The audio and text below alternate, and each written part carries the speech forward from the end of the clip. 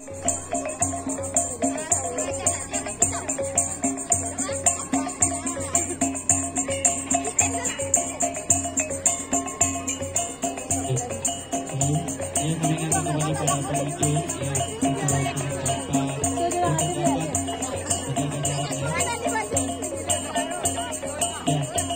adegan ini untuk tidak ditiru ya dia.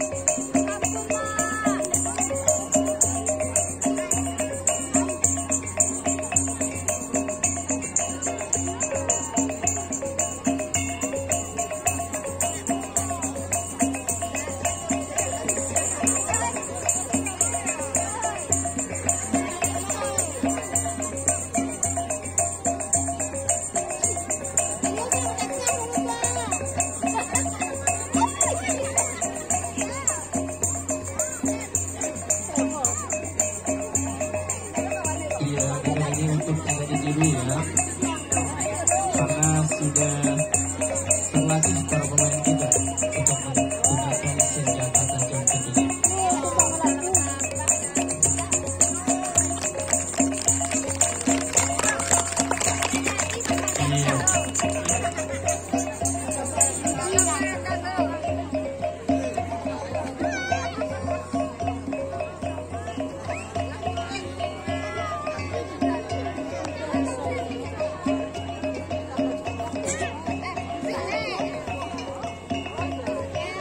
Wow, tadi yang laki-lakinya sekarang masuk yang perempuannya.